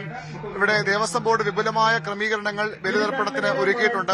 പുലർച്ചെ 3:30 തന്നെ ഇവിടെ ബലിതർപ്പണ ചടങ്ങുകൾ ആരംഭിച്ചു. 11 മണിവരെയെങ്കിലും ഇത് നീണ്ടുപോകാനാണ് സാധ്യത. വലിയ തിരക്ക് ഇവിടെ ഈ ബലിതർപ്പണ കേന്ദ്രങ്ങളിലുണ്ട്. നമുക്ക് ഇത് ശംഖുമുഖത്തെ ഒരു ദേവസ്വം ബോർഡിന്റെ ഒരു സ്ഥലം മാത്രമാണ്. ഇങ്ങനെ പലയിടത്തും പലയിടങ്ങളിലായി ദേവസ്വം ബോർഡ് ശംഖുമുഖത്ത് തന്നെ പല സ്ഥലങ്ങളിലായി ബലിതർപ്പണത്തിനുള്ള സൗകര്യങ്ങൾ ഏർപ്പെടുത്തിയിട്ടുണ്ട്. പലയിടങ്ങളിൽ ബലിതർപ്പണത്തിനുള്ള സംവിധാനങ്ങൾ ഒരുക്കിയിട്ടുണ്ട്. ശംഖുമുഖമാണ് തലസ്ഥാനത്ത് ഏറ്റവും പ്രധാനപ്പെട്ട ബലിതർപ്പണ കേന്ദ്രം. അത് കഴിഞ്ഞാൽ മറ്റ് ബലിതർപ്പണ കേന്ദ്രങ്ങളിലും സമാനമായ തിരക്കുണ്ട്. വർക്കല പാപനാശമാണ് വിശ്വാസപരമായി വളരെ പ്രധാനപ്പെട്ട സ്ഥലമാണ് വർക്കല പാപനാശം. കടപ്പുറവും അവിടുത്തെ ജനാർദ്ദന സ്വാമി ക്ഷേത്രവും ഒക്കെ വലിയ പ്രാധാന്യമുള്ള സ്ഥലമാണ്. അവിടെയും വലിയ തിരക്ക് അതിരാവിലെ മുതൽ അനുഭവപ്പെടുന്നുണ്ട്. തിരുവല്ലം പരശുരാമ ക്ഷേത്രമാണ് വളരെ ഏറ്റവും പ്രധാനപ്പെട്ട ബലിതർപ്പണ കേന്ദ്രങ്ങൾ. തിരുവനന്തപുരത്ത് കേരളത്തിലെ ഏറ്റവും പ്രധാനപ്പെട്ട ബലിതർപ്പണ കേന്ദ്രങ്ങളിലൊന്ന്. അവിടെയും വലിയ തിരക്കാണ് ഉള്ളത്. ശംഖുമുഖത്ത് ഈ ദേവസ്വം ബോർഡിന്റെ കേന്ദ്രങ്ങൾ കൂടാതെ മറ്റ് ഹൈന്ദവ സംഘടനകളുടെയും അതുപോലെ സ്വകാര്യ വ്യക്തികളും ഒക്കെ ബലിതർപ്പണത്തിന് പ്രത്യേക സംവിധാനങ്ങൾ ഏർപ്പെടുത്തിയിട്ടുണ്ട്. വലിയ ക്യൂ ഇപ്പോൾ ഇതുമായി ബന്ധപ്പെട്ട് ശംഖുമുഖത്ത് വിവിധ കേന്ദ്രങ്ങളിൽ വലിയ തിരക്കുണ്ട്. നമുക്കറിയാം ശംഖുമുഖത്തെ പ്രത്യേകത കടലിൽ സ്നാനം ചെയ്യാനുള്ള സൗകര്യം, ബലിതർപ്പണത്തിന് ശേഷം കടലിൽ സ്നാനം ചെയ്യാനുള്ള ഒരു സാഹചര്യം കൂടിയുള്ള സ്ഥലമായിരുന്നു ശംഖുമുഖം. വർക്കലയും സമാനമാണ്, പാപനാശവും സമാനമാണ്. പക്ഷേ ഇവിടെ ശംഖുമുഖത്ത് കഴിഞ്ഞ കുറേ വർഷങ്ങളായി ഇവിടെ അതിനുള്ള ബലിതർപ്പണം കഴിഞ്ഞ് കടലിൽ കുളിക്കാനുള്ള സംവിധാനങ്ങളില്ല. തീരം നഷ്ടപ്പെട്ടതിനെ തുടർന്ന് അത്തരത്തിൽ ഇവിടെ ആളുകളെ കടലിലേക്ക് ഇറങ്ങാൻ അനുവദിക്കില്ല. പകരം ദേവസ്വം ബോർഡും നഗരസഭയും ഒക്കെ ചേർന്നുകൊണ്ട് ഇവർക്ക് പ്രത്യേക സംവിധാനം, കുളിക്കാനായി പ്രത്യേക സംവിധാനം പുറത്ത് ടാങ്കുകളിൽ വെള്ളം എത്തിച്ച് ഏർപ്പെടുത്തിയിട്ടുണ്ട്. ശംഖുമുഖം തീരത്ത് കടൽ വലിയ പ്രക്ഷുബ്ധമാണ്. അതിശക്തമായ തിര ഇപ്പോഴുമുണ്ട്. മാത്രമല്ല ഇവിടെ ഈ തീരം നവീകരണം, മോടി പിടിപ്പിക്കൽ പ്രവർത്തനങ്ങൾ കൂടി നടക്കുന്നത് കൊണ്ട് തന്നെ ഇവിടേക്ക് ഇങ്ങനെ ആളുകൾക്ക്, നമുക്ക് ദൃശ്യങ്ങളിലേക്ക് എത്താം, ആളുകൾക്ക് ഇവിടെ വന്ന് ഈ ബാരിക്കേഡുകൾ ഇവിടെ തീർത്തിട്ടുണ്ട്. ബാരിക്കേഡുകൾക്ക് മുന്നിൽ നിന്ന് ബലി അർപ്പിക്കാം. ഈ ചടങ്ങുകൾക്ക് ശേഷം ബലി അവിടേക്ക് ഇടാൻ, കടലിലാണ് സാധാരണ ജലത്തിൽ നിക്ഷേപിക്കണമെന്നുള്ളതാണ് വിശ്വാസം. പക്ഷേ ശംഖുമുഖം തീരത്ത് അതിനുള്ള സാഹചര്യമില്ല. വലിയ കടലേറ്റമുണ്ട്. മാത്രമല്ല ഇവിടെ നവീകരണപരമായി ഇങ്ങനെ ബാരിക്കേഡ് വെച്ച് എല്ലായിടത്തും തിരിച്ചിട്ടുണ്ട്. അതുകൊണ്ട് തന്നെ ഇവിടെ ലൈഫ് ഗാർഡുകളുടെ വലിയ ഒരു സംവിധാനവുമുണ്ട്. ആരെങ്കിലും കടലിൽ ഇറങ്ങുന്നത് തടയാനായി ലൈഫ് ഗാർഡുകളുടെ വലിയൊരു ക്രമീകരണവും ഇവിടെയുണ്ട്. അതുകൊണ്ട് ഇവിടെ നിന്ന് ഈ ബലിതർപ്പണ ചടങ്ങുകൾ നടത്തണം. ഇതാണ് ശംഖുമുഖത്ത് ഇപ്പോൾ പരിമിതി. പക്ഷേ അതൊന്നും വിശ്വാസികൾക്ക് പ്രശ്നമല്ല. നിരവധി ആളുകൾ ഇവിടേക്ക് എത്തുന്നുണ്ട്. കടലിൽ കുളിക്കാൻ കഴിയുന്നില്ല എന്ന് മാത്രമാണുള്ളത്. പക്ഷേ ഈ രീതിയിൽ ഇവിടെ വന്ന് ബലി അർപ്പിച്ച് മടങ്ങിപ്പോകാനാകും. ലൈഫ് ഗാർഡും പോലീസും ഒക്കെ വലിയ സുരക്ഷാ സന്നാഹങ്ങളുമായി, ജാഗ്രതാ നിർദ്ദേശങ്ങളുമായി ഒക്കെ ഇവിടെയുണ്ട്. ഇങ്ങനെ ഇവിടെ വന്ന ആളുകൾ ബലിയർപ്പിച്ച് മടങ്ങുകയാണ്. വലിയ തിരക്ക് ഇപ്പോഴും ഈ ഭാഗങ്ങളിൽ ഉണ്ട്. ശംഖുമുഖം തീരത്ത് ബലിയർപ്പിച്ച ശേഷം ശംഖുമുഖം ദേവീക്ഷേത്രത്തിൽ പ്രാർത്ഥിച്ചാണ് വിശ്വാസികൾ മടങ്ങുന്നത്. ഇങ്ങനെ കടലിലേക്ക് ഇറങ്ങി ജലാശയത്തിൽ കുളിക്കാൻ കഴിയില്ല എന്നൊരു പരിമിതി മാത്രമാണ് ഇവിടെ ഉള്ളത്. ഈ കടലിൽ ഇങ്ങനെ കിടക്കുന്ന വലിയ പ്രശ്നമാണെന്ന് തോന്നുന്നല്ലേ, അങ്ങോട്ട് ഇറങ്ങാൻ പറ്റാത്ത ഒരു സിറ്റുവേഷൻ ആണ്. സാധാരണ ഈ ബലിയിട്ടിട്ട് സാധാരണ കുളിച്ചിട്ടാണ് നമ്മൾ വരുമ്പോഴേ ഫ്രഷ് ആയിട്ടാണ് പറഞ്ഞത്. വന്നതിന് ശേഷം ഇവിടെ കുളിച്ചിട്ടൊക്കെയാണ് പോകുന്നത്. പക്ഷെ അത് ഈ വരുന്ന വർഷം, കഴിഞ്ഞ വർഷം ചെറുതായിട്ട് പറ്റി, ഈ വർഷം ഒട്ടും പറ്റിയിട്ടില്ല. പൂർണ്ണമായിട്ട് അതിനോട് സഹകരിച്ചേ പറ്റുള്ളൂ എല്ലാവരും. കടലും വലിയ പ്രശ്നങ്ങളൊക്കെയാണ്. എന്തായാലും വരും കാലങ്ങളിൽ ഇതിനേക്കാൾ ഒരു മാറ്റം വരും. അവരവരെ വീട്ടിൽ തന്നെ സജ്ജീകരണം ചെയ്യേണ്ട ഒരു ഓൺലൈനിലൊക്കെ ചെയ്യുന്നുണ്ട്. വീട്ടിൽ ചെയ്യേണ്ട ഒരു സിറ്റുവേഷൻ ഉണ്ടാവും. അങ്ങനെയാണ് തീർച്ചയായിട്ടും. ഇപ്പോൾ ആളുകൾ ഇവിടെ ബലിയിടാനായി, ബലിതർപ്പണത്തിനായി കൂട്ടത്തോടെ എത്തുകയാണ്. ചടങ്ങ് പൂർത്തിയാക്കിയ ആളുകൾ ബലിതർപ്പണം നമ്മൾ നേരത്തെ കണ്ടതുപോലെ ഇവിടെ എത്തുകയാണ്. ഇങ്ങനെ ഈ തീരത്ത് എത്തി തീരത്ത് ഇറങ്ങാൻ കഴിയില്ല, കടലിൽ കുളിക്കാൻ കഴിയില്ല എന്നത് മാത്രമാണ് ഇവിടെ ഒരു പ്രശ്നമുള്ളത്. മറ്റെല്ലാ ക്രമീകരണങ്ങളും ഇവിടെ ദേവസ്വം ബോർഡും മറ്റും ചെയ്തിട്ടുണ്ട്. ആ രീതിയിൽ ഇവിടെ സംവിധാനങ്ങളൊക്കെ ഒരുക്കിയിട്ടുണ്ട്. ഏതായാലും ആളുകൾ ഇവിടെ ബലിതർപ്പണത്തിലേക്ക് എത്തുകയാണ്. വരും മണിക്കൂർ ഏതാണ്ട് 11 മണിവരെയെങ്കിലും ഇവിടെ വലിയൊരു തിരക്കുണ്ടാകുമെന്ന് തന്നെയാണ് പ്രതീക്ഷിക്കപ്പെടുന്നത്. ശംഖുമുഖത്ത് വലിയ തിരക്ക് 11 മണിവരെയെങ്കിലും ഉണ്ടാകുമെന്ന് പ്രതീക്ഷിക്കപ്പെടുന്നു. ഏതായാലും ഇപ്പോൾ ആളുകൾ ഇവിടേക്ക് ഈ ബലി അർപ്പിക്കാനായി ഇവിടേക്ക് പോവുകയാണ്. വലിയ തിരക്ക് ഈ മണിക്കൂറുകളിലൊക്കെ ഇവിടെ ഉണ്ട്. ഏതായാലും 11 മണിവരെയെങ്കിലും ഈ തിരക്ക് ഉണ്ടാകുമെന്ന് തന്നെയാണ് പ്രതീക്ഷിക്കപ്പെടുന്നത്. മറ്റ് ഇടങ്ങളിലും സമാനമായ തിരക്കുണ്ട്. വർക്കല പാപനാശത്ത് അതിരാവിലെ തന്നെ ആളുകൾ ബലിയിടാൻ എത്തിയിട്ടുണ്ട്. അവിടെയും ദേവസ്വം ബോർഡും മറ്റ് ജില്ലാ ഭരണകൂടവും ഒക്കെ വലിയ സംവിധാനങ്ങൾ ഏർപ്പെടുത്തിയിട്ടുണ്ട്. പാപനാശം ഇതിനു പുറമെ തിരുവല്ലം പരശുരാമ ക്ഷേത്രത്തിലും മറ്റ് പ്രധാനപ്പെട്ട ക്ഷേത്രങ്ങളിലുമൊക്കെ ബലിതർപ്പണത്തിലുള്ള സൗകര്യങ്ങൾ ദേവസ്വം ബോർഡ് ഒരുക്കിയിട്ടുണ്ട്. സ്വകാര്യ ക്ഷേത്രങ്ങളിൽ മറ്റ് ട്രസ്റ്റുകളുടെ കീഴിലുള്ള ക്ഷേത്രങ്ങളിലുമൊക്കെ ആ രീതിയിലുള്ള വലിയ സംവിധാനങ്ങളാണ് ഒരുക്കിയിട്ടുള്ളത്. എല്ലായിടത്തും വലിയ തിരക്ക് അനുഭവപ്പെടുന്നു. നമുക്കറിയാം ഏറ്റവും പ്രധാനപ്പെട്ട ഒരു വിശ്വാസത്തിന്റെ ഭാഗമായുള്ള ഒരു വിശ്വാസമാണ് അല്ലെങ്കിൽ ആചാരമാണ് കർക്കിടകവാവിന്റെ ബലിതർപ്പണം. അത് വലിയ പ്രാധാന്യത്തോടുകൂടി ആളുകൾ കാണുന്നതാണ്, വിശ്വാസികൾ കാണുന്നതാണ്. അതിന്റേതായ എല്ലാ പവിത്രതയോടും കൂടി അവർക്ക് ബലിയർപ്പിക്കേണ്ട സൗകര്യങ്ങളാണ് സർക്കാരും മറ്റ് സംവിധാനങ്ങളും ഒക്കെ ഇവിടെ ഒരുക്കിയിട്ടുള്ളത്. വലിയ തിരക്ക് ഇപ്പോഴും ശംഖുമുഖത്ത് തുടരുകയാണ്. പാപനാശത്തും തിരുവല്ലം പരശുരാമ ക്ഷേത്രത്തിലും മറ്റ് ക്ഷേത്ര കടവുകളിലും ബലിതർപ്പണ കേന്ദ്രങ്ങളിലും ഒക്കെ സമാനമായ തിരക്കാണ്. ശംഖുമുഖത്ത് നിന്നുള്ള കാഴ്ചകളും വിശേഷങ്ങളും ഒക്കെയായി നമ്മളോടൊപ്പം ചേർന്നത്. അടുത്തത് നമുക്ക് ആലുവ മണപ്പുറത്തെ കാഴ്ചകളിലേക്കൊന്ന് പോകാം. അവിടെ നിന്നും നമ്മളോടൊപ്പം ചേർന്ന ഡാനി പോളാണ്. ഡാനി, എന്താണ് ഇപ്പോൾ അവിടുത്തെ സാഹചര്യം? എന്തൊക്കെയാണ് കാഴ്ചകൾ അവിടെ?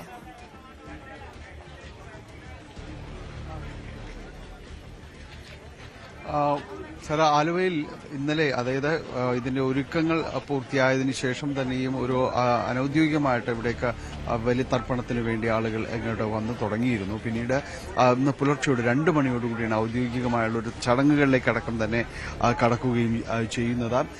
ഇന്ന് പുലർച്ചെ 2 മണിക്ക് ഇവിടെ ശ്രീ മഹാദേവ ക്ഷേത്രത്തിലെ മേൽശാന്തി മല്ലപ്പള്ളി ശങ്കരൻ നമ്പൂതിരിയാണ് ചടങ്ങുകൾക്ക് തുടക്കമിട്ടത്. ഇതിനുശേഷം ഇപ്പോൾ നമ്മൾ കാണുന്നത് ഇവിടെ ഏതാണ്ട് 60ഓളം ബലിത്തറകൾ ഇതിനുവേണ്ടി സജ്ജമാക്കിയിട്ടുണ്ട്, ബലിതർപ്പണത്തിന് വേണ്ടി സജ്ജമാക്കിയിട്ടുണ്ട്. ഇവിടെ എല്ലാം തന്നെ വലിയ തിരക്ക് അനുഭവപ്പെടുന്നു. പുലർച്ചെ മുതൽ തന്നെ തുടങ്ങിയ ഒരു തിരക്ക് ഇപ്പോഴും അനുസ്യൂതം ആ രീതിയിൽ തന്നെ തുടരുകയാണ്. എല്ലായിടങ്ങളിലും തന്നെ പിതൃമോക്ഷത്തിനായി ഈ ദിവസത്തിന്റെ പവിത്രതയും പാവനതയും എല്ലാം തന്നെ സൂക്ഷിച്ചുകൊണ്ട് ഈ ദിവസത്തിന്റെ കർക്കിടക വാവുബലിയുടെ ആ ഒരു പ്രത്യേകത ഉൾക്കൊണ്ടുകൊണ്ട് തന്നെ ഇവിടേക്ക് നിരവധിയായ ആളുകൾ പല ഭാഗങ്ങളിൽ നിന്ന്, പലയിടങ്ങളിൽ നിന്ന് ഇവിടേക്ക് എത്തിച്ചേർന്നുകൊണ്ടിരിക്കുകയാണ്.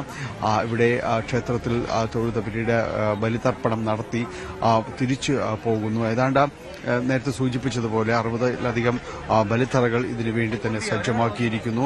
തിരുവിതാംകൂർ ദേവസ്വം ബോർഡാണ് ക്രമീകരണങ്ങൾ ഇതെല്ലാം തന്നെ ഒരുക്കിയിരിക്കുന്നത്. ആലുവയിലും പരിസര പ്രദേശങ്ങളും എല്ലാം തന്നെ ഇവിടേക്ക് എത്തുന്നവരുടെ ഒരു വലിയ തിരക്ക് തന്നെയാണ് മുഴുവനായിട്ടും തന്നെയുള്ളത്. അതുകൊണ്ട് തന്നെ അതിന്റെ ഒരു സജ്ജീകരണങ്ങളടക്കം കഴിഞ്ഞ ദിവസങ്ങളായി യുദ്ധകാലാടിസ്ഥാനത്തിൽ തന്നെ പൂർത്തിയാക്കുകയായിരുന്നു. അത് ഒരു പ്രത്യേകത പറയേണ്ടത്, ഇത് കഴിഞ്ഞ ആഴ്ച നമ്മൾ ഇവിടേക്ക് വരുമ്പോൾ ഈ ദൃശ്യങ്ങൾ ഇവിടെ ആലുവ ക്ഷേത്രവും പരിസരവും ഇതല്ല. കാരണം ഒരു പ്രളയ സമാനമായ ഒരു സാഹചര്യത്തിൽ കൂടി കടന്നു പോവുകയായിരുന്നു പെരിയാർ.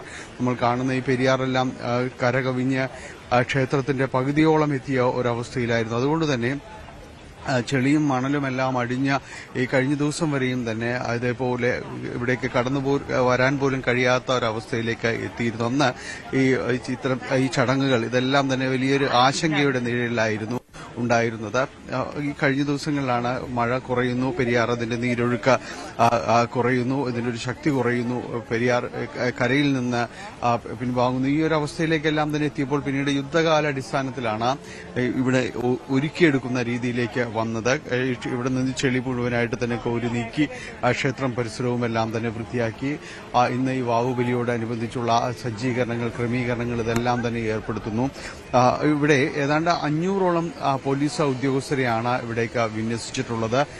3 അസിസ്റ്റന്റ് പോലീസ് കമ്മീഷണർമാരുടെ നേതൃത്വത്തിൽ 500ഓളം പോലീസ് ഉദ്യോഗസ്ഥർ വിവിധ ഭാഗങ്ങളിൽ, അതായത് ഈ മണപ്പുറം മാത്രമല്ല അതിന്റെ ഒരു ചുറ്റുപാടുമുള്ള പ്രദേശങ്ങളിൽ ഇവിടേക്കുള്ള ഗതാഗത ക്രമീകരണങ്ങൾ ഒരുക്കുന്നതും അതിനും എല്ലാമായിട്ട് തന്നെ 500ഓളം പേരെ വിന്യസിച്ചിട്ടുണ്ട്. അതുപോലെ നമുക്ക് കാണാനായിട്ട് സാധിക്കുകയും ചെയ്യും. ഈ പെരിയാറിൽ നീരൊഴുക്ക് വളരെ ശക്തമായി തന്നെ തുടരുന്നൊരു സാഹചര്യം തന്നെയാണ്. അതുകൊണ്ട് അഗ്നിരക്ഷാസേന, അതോടൊപ്പം തന്നെ മുങ്ങൽ വിദഗ്ധർ തുടങ്ങിയവരുടെ ഒരു സ്കൂബ ടീമിന്റെ തന്നെ ഒരു വലിയൊരു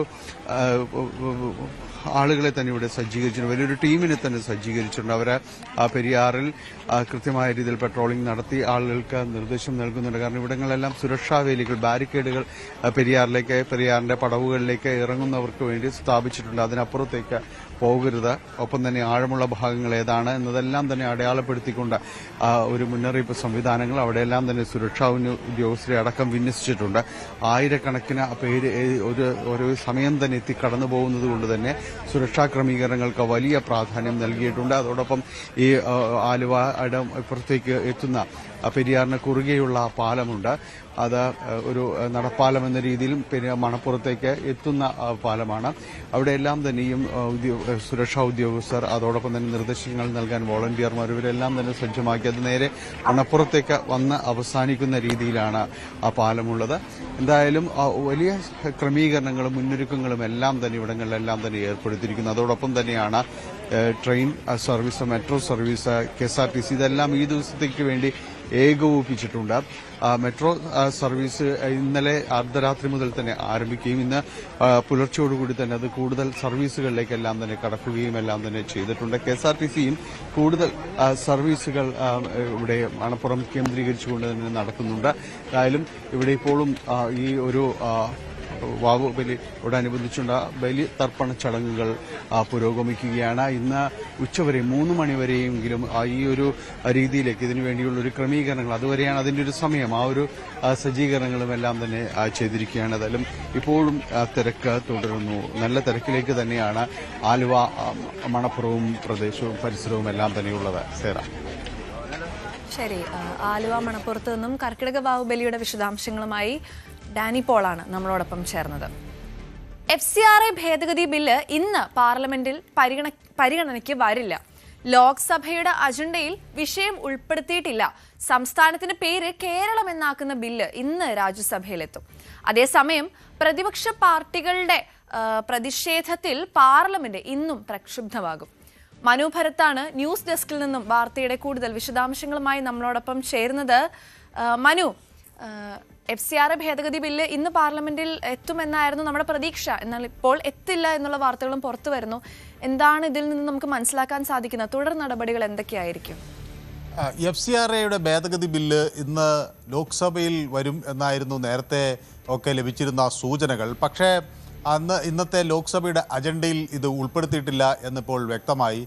നേരത്തെ തന്നെ ഈ ബില്ലിൽ പല കേന്ദ്രങ്ങളിൽ നിന്ന് വിയോജിപ്പുകൾ വന്നിരുന്നു.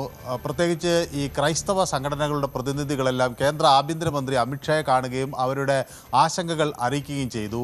ഒപ്പം തന്നെ വടക്കുകിഴക്കൻ സംസ്ഥാനങ്ങളിലുള്ള ജനപ്രതിനിധികളും ഈ വിഷയം ഗൗരവമായി സർക്കാരിൻ്റെ ശ്രദ്ധയിൽപ്പെടുത്തുകയൊക്കെ ചെയ്തു. ഈ സാഹചര്യത്തിലാണ് ധൃതി പിടിച്ചൊരു നീക്കം വേണ്ട എന്ന നിലപാട് സർക്കാർ സ്വീകരിക്കുന്നത്. ഇത് ഒരു ജോയിൻറ്റ് പാർലമെൻ്ററി കമ്മിറ്റിക്ക് വിടാനുള്ള ഒരു നീക്കമാണ് സർക്കാർ പ്രധാനമായും നടത്തുന്നത്. അത് ലോക്സഭയുടെ പരിഗണനയ്ക്ക് വന്ന ശേഷം JPCക്ക് വിടും എന്ന ഒരു നിലപാടായിരുന്നു സർക്കാരിന് ആദ്യം. പക്ഷേ ഇപ്പോൾ ഈ ചോദ്യങ്ങൾക്ക് മറുപടിയായി കേന്ദ്ര സർക്കാർ വൃത്തങ്ങൾ വ്യക്തമാക്കുന്നത് അത് ഉചിതമായ സമയത്ത് ബില്ലിൽ നടപടിക്രമങ്ങൾ ഉണ്ടാകുമെന്നാണ്. ഏതായാലും ഇന്ന് ഈ ബില്ല് ലോക്സഭയിൽ വരാനുള്ള സാധ്യതകൾ മങ്ങിയിരിക്കുകയാണ്. അതേസമയം രാജ്യസഭ ഇന്ന് മറ്റൊരു പ്രധാന ബില്ല് കഴിഞ്ഞ ദിവസം ലോക്സഭ പാസ്സാക്കിയിരുന്നു. അത് നമ്മുടെ സംസ്ഥാനത്തിൻ്റെ പേര് ഔദ്യോഗികമായി കേരളം എന്നാക്കുന്നതാണ്. അതിന്ന് രാജ്യസഭയും ഈ ബില്ല് ഇന്ന് പാസ്സാക്കും. അപ്പോൾ അതോടുകൂടി അത് നിയമപരമായി നിലവിൽ വരികയും ചെയ്യും. മറ്റൊരു സുപ്രധാനമായ വിഷയം, അമിത്ഷാ പാർലമെൻറ്റിലെത്തി മറുപടി പറയണം എന്ന നിലപാട് പ്രതിപക്ഷം കൂടുതൽ കടുപ്പിക്കുകയാണ്. ഇന്നും സഭ പ്രക്ഷുബ്ധമാകും എന്ന് തന്നെയാണ് കരുതുന്നത്. നേരത്തെ ഇതിൽ അമിത്ഷാ വന്ന് മറുപടി പറയാം എന്നൊക്കെ തന്നെ ഭരണപക്ഷം വ്യക്തമാക്കിയിരുന്നെങ്കിലും പ്രതിപക്ഷം അത് വിശ്വാസത്തിലെടുത്ത മട്ടില്ലാതെ കഴിഞ്ഞ ദിവസവും സഭ സ്തംഭിപ്പിക്കുന്ന സാഹചര്യമാണ് കണ്ടത്. അപ്പോൾ ഇന്നും സമാനമായ രീതിയിൽ ഒരു പ്രതിഷേധമുണ്ടാകും. പാർലമെൻറ്റിൻ്റെ വർഷകാല സമ്മേളനം നാളെയോടുകൂടി സമാപിക്കുകയാണ്. കഴിഞ്ഞ 20-ന് ആരംഭിച്ച ഈ വർഷകാല സമ്മേളനം ഇത്രയും ദിവസം പിന്നിട്ട് ഈ 13-ാം തീയതി അവസാനിക്കുമ്പോൾ ഇത് കാര്യക്ഷമമായി പ്രവർത്തിച്ചില്ല എന്ന ഒരു പരാമർശം പല കോണുകളിൽ നിന്ന് ഉയരുകയാണ്. ഒരു ദിവസം പോലും സഭയ്ക്ക് വ്യക്തമായി സമ്മേളിക്കാനോ കാര്യമായി ചർച്ചകൾ നടത്താനോ കഴിഞ്ഞിട്ടില്ല. പല പ്രധാന ബില്ലുകളും ശബ്ദ വോട്ടോടുകൂടി പാസ്സാക്കുന്ന സാഹചര്യമാണ്, ചർച്ചയില്ലാതെ പോകുന്നൊരു സാഹചര്യമാണ്. ഇതിനെ പറ്റി ലോക്സഭാ സ്പീക്കർ ഓം ബിർള തന്നെ വൈകാരികമായുള്ള ചില പ്രതികരണങ്ങൾ നടത്തുകയാണ്. ശരി, മനു ഭരത്താണ് ന്യൂസ് ഡെസ്കിൽ നിന്നും വാർത്തയുടെ കൂടുതൽ വിശദാംശങ്ങൾ നമുക്ക് നൽകിയത്. കേരളത്തിന് എയിംസ് ഉചിതമായ സമയത്ത് ഉചിതമായ സ്ഥലത്ത് പ്രഖ്യാപിക്കുമെന്ന് കേന്ദ്രമന്ത്രി JP നദ്ദ. കേരളത്തിലെ MPമാരോടാണ് മന്ത്രി ഇക്കാര്യം പറഞ്ഞത്. നദ്ദ വിളിച്ച MPമാരുടെ യോഗത്തിൽ KC വേണുഗോപാൽ വിഷയം ഉന്നയിച്ചു. കേരളത്തിന്റെ ദീർഘകാല ആവശ്യം അംഗീകരിക്കണമെന്ന് MPമാർ JP നദ്ദയോട് ആവശ്യപ്പെട്ടു. അച്ചാൻസ് ഗോൾഡ് പ്രസൻസ് ന്യൂസ് മോർണിംഗിൽ ഇനി ഒരു ചെറിയ ഇടവേള.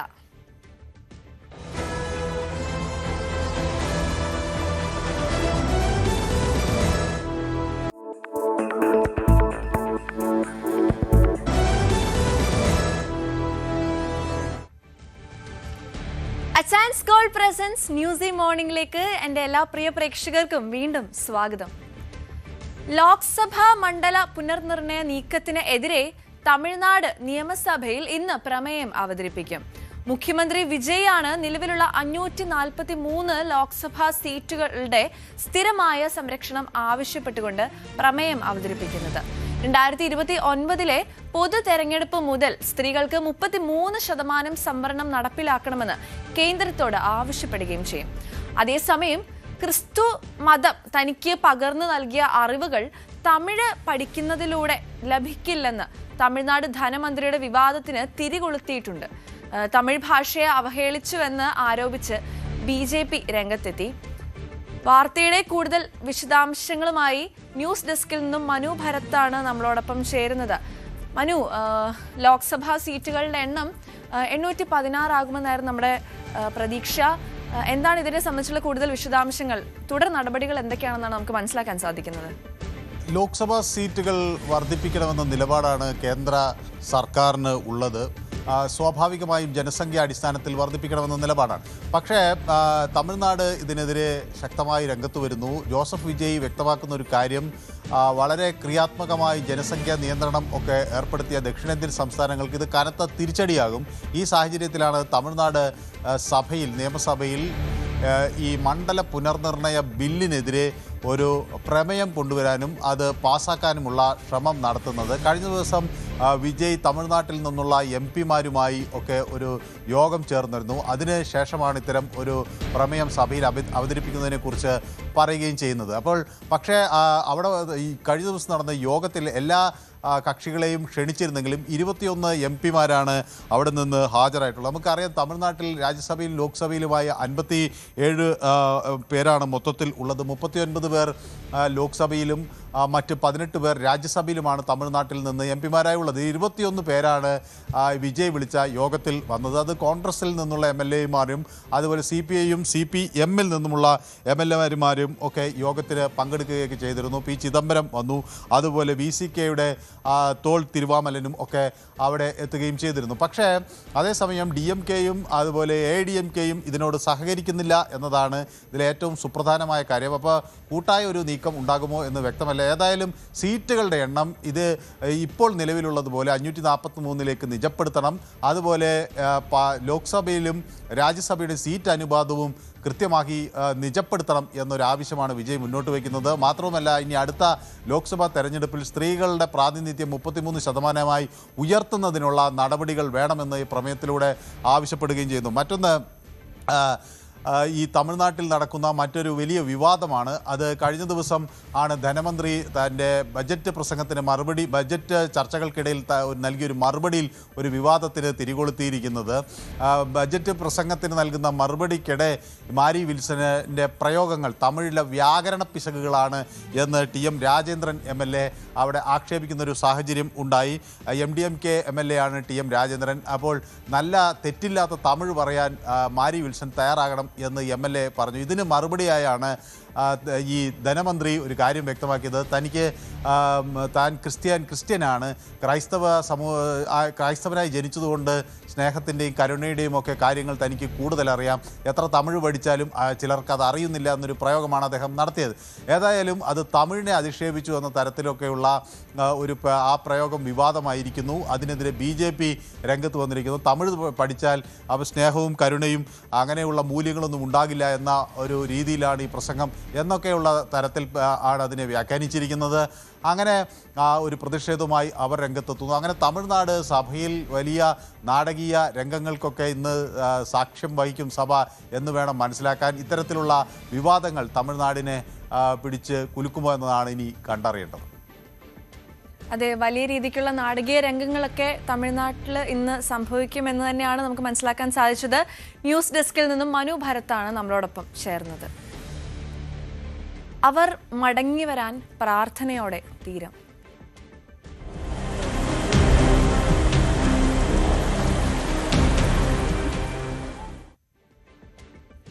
കാണാതായ മത്സ്യത്തൊഴിലാളികൾക്കായുള്ള തിരച്ചിലിൽ വീഴ്ച സംഭവിച്ചില്ലെന്ന വിമർശനത്തിന് മറുപടിയുമായി ജില്ലാ ഭരണകൂടം.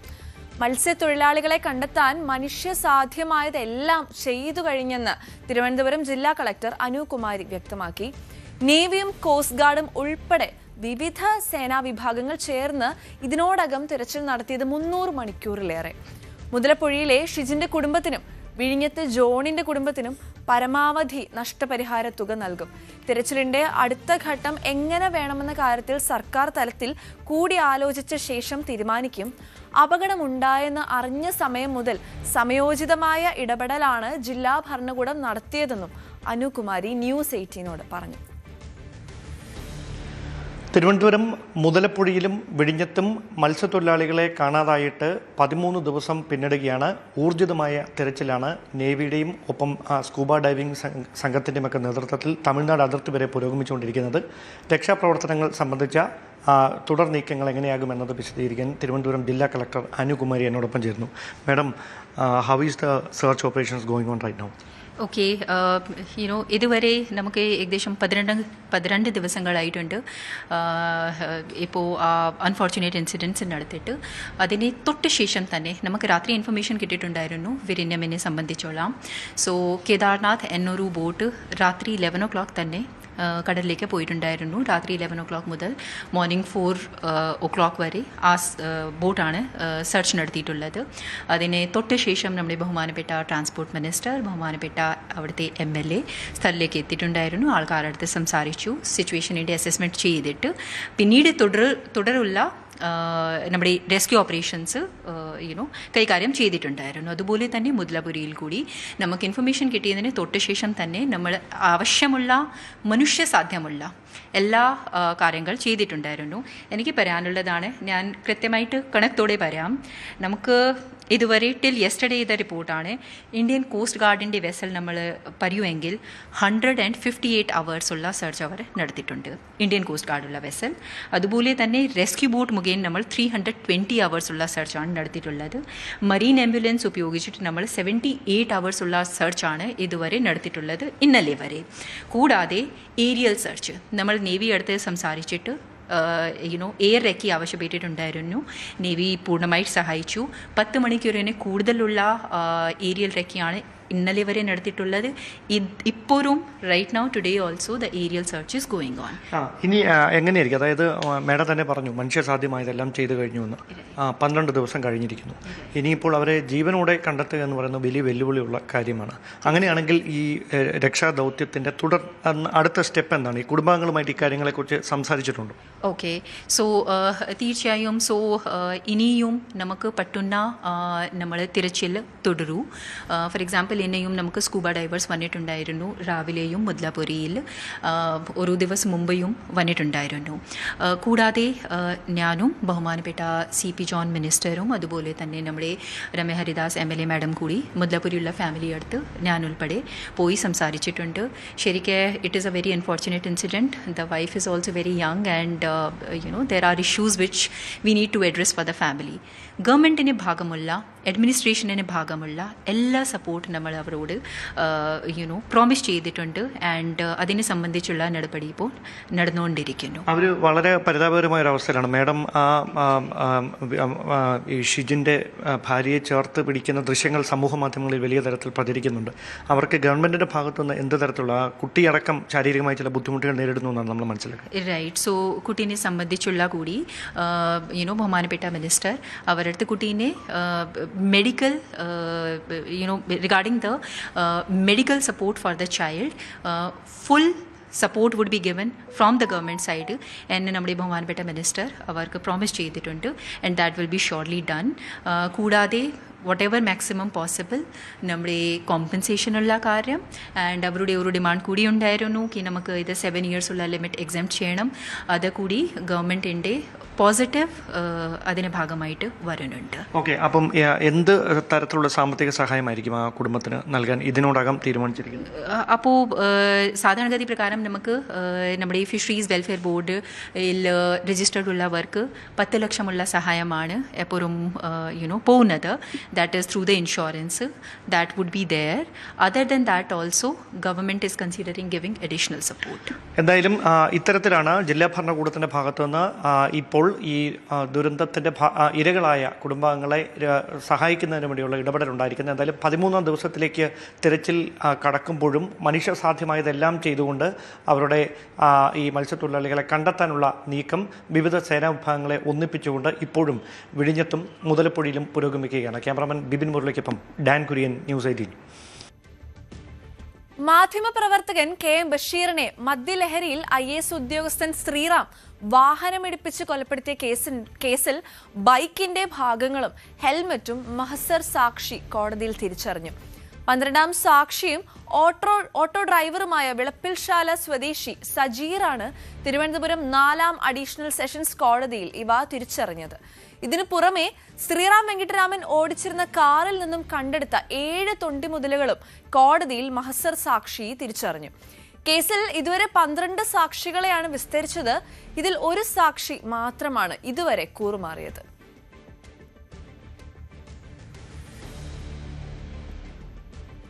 മുട്ടിൽ മരമുറി കേസിൽ ആന്റോ അഗസ്റ്റിനും ജോസുകുട്ടി അഗസ്റ്റിനും ഇന്നലെ കോടതിയിൽ ഹാജരായി.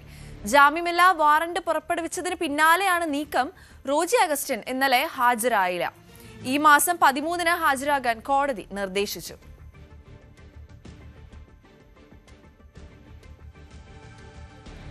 കോഴിക്കോട് നഗരത്തിലെ പാളയം മാർക്കറ്റ് കല്ലുത്താൻ കടവിലെ പുതിയ മാർക്കറ്റ് സമുച്ചയത്തിലേക്ക് ഓണത്തിന് ശേഷം മാറ്റാനുള്ള കോർപ്പറേഷൻ തീരുമാനത്തിൽ പ്രതിഷേധിച്ച് പ്രക്ഷോഭം ശക്തമാക്കി പാളയം മാർക്കറ്റിലെ കച്ചവടക്കാർ. വെടിവെച്ചാലും മാർക്കറ്റിൽ നിന്ന് ഒഴിഞ്ഞു പോവില്ല എന്ന നിലപാടിലാണ് വ്യാപാരികൾ.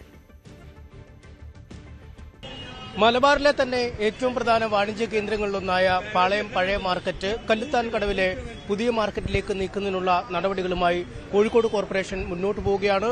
ഓണത്തിന് ശേഷം ഇവിടുത്തെ കച്ചവടക്കാരെ കല്ലുത്താൻ കടവിലെ പുതിയ മാർക്കറ്റിലേക്ക് മാറ്റും എന്നാണ് മേയർ തന്നെ ഔദ്യോഗികമായി പറഞ്ഞിരിക്കുന്നത്. ഏറെ നാളുകളായി ഈ വിഷയത്തിൽ ചർച്ചകൾ നടന്നുകൊണ്ടിരിക്കുകയാണ്. പഴയ മാർക്കറ്റിൽ നിന്നും മാറാൻ ഇവിടുത്തെ കച്ചവടക്കാർ സന്നദ്ധത പ്രകടിപ്പിക്കാത്ത ഒരു സാഹചര്യമുണ്ടായിരുന്നു.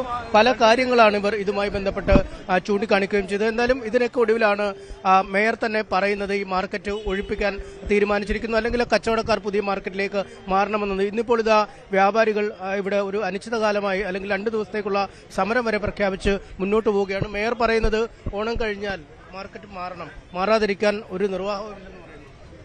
ഇതുവരെ മേയർ പറഞ്ഞ പ്രസ്താവനകളോടൊക്കെ നമ്മളെ സ്വാഗതം ചെയ്യാണ്. പക്ഷേ മേയർ വിചാരിച്ചാൽ മാത്രം ഇത് മാറ്റാൻ കഴിയുന്ന പ്രശ്നമല്ല. ഇതിന് മുമ്പുള്ള ഭരണസമിതി നടപ്പാക്കിയ ഒരു പരിഷ്കാരമാണിത്. അതിനെതിരെ നമ്മളിപ്പോൾ ഹൈക്കോടതിയിൽ കേസായിട്ട് ഫയൽ ചെയ്തുകൊണ്ട് നിൽക്കുകയാണ്. അതിന് നമുക്ക് അനുകൂലമായ റിപ്പോർട്ടുകളാണ് ഇവിടെ ഉണ്ടായിട്ടുള്ളത്. അത് അവർക്ക് തികച്ചും അനുകൂലമായുള്ള റിപ്പോർട്ട് ഇല്ലാത്ത സ്ഥിതിക്ക് ഒരു NIT റിപ്പോർട്ട് എന്ന വ്യാജേന റിപ്പോർട്ട് ഉണ്ടാക്കിയിട്ട് നമ്മളെ ഇവിടെ നിന്ന് മാറ്റാനുള്ള ഒരു കുതന്ത്രം മാത്രമായിട്ട് നമ്മൾ ഇതിനെ കാണുന്നുള്ളൂ. ഇത് നമ്മൾ ശക്തമായി ജനകീയമായും നിയമപരമായിട്ടും ശക്തമായിട്ടും നേരിടും. ഞങ്ങൾ ഇവിടെ തന്നെ മാർക്കറ്റ് ഉണ്ടാക്കണമെന്നാണ് 100% ഞങ്ങളാകെ. ഞങ്ങൾ ഒരു കാരണവശാലും മറ്റൊരു മാർക്കറ്റിലേക്ക് പോകുന്ന വിഷയമില്ല. 60 വർഷമായിട്ട് നിങ്ങൾക്ക് മാധ്യമങ്ങൾക്ക് പരിശോധിക്കാൻ മനസ്സിലാവും, ഒരു മരം പോലും ചെതല് വന്നിട്ടില്ല, കഴുക്കോല് പോലും ചെതല് വന്നിട്ടില്ല. നിങ്ങൾക്ക് പരിശോധിച്ചാൽ മനസ്സിലാവും ഇതാണ് അൺഫിറ്റ് എന്ന് വ്യാജ സർട്ടിഫിക്കറ്റ് ഉണ്ടാക്കിയിട്ട് ഞങ്ങൾക്കെതിരായിട്ടുള്ള അവസാന കച്ചിത്തുരുമ്പാണ് കോർപ്പറേഷന്റെ. എന്തായാലും ഇങ്ങനൊരു സർട്ടിഫിക്കറ്റ് ഉണ്ടാക്കിയിരുന്നെങ്കിൽ ഇവിടുന്ന് ഓടിപ്പിക്കുക എന്നുള്ള കുതന്ത്രത്തിന്റെ ഭാഗമാണ് കോർപ്പറേഷന്റെ ഭാഗത്തുനിന്നുള്ളത്. അല്ലാതെ ഞങ്ങൾ ഇവിടുന്ന് പോകാൻ പറ്റില്ല എന്ന് അവർക്ക് തന്നെ അറിയാം. നല്ല സൗകര്യങ്ങളാണ് അവിടെ ഏർപ്പെടുത്തിയിരിക്കുന്നതെന്നാണ് പറയുന്നത്. കാരണം റാമ്പുണ്ട്, മുറികളുണ്ട്.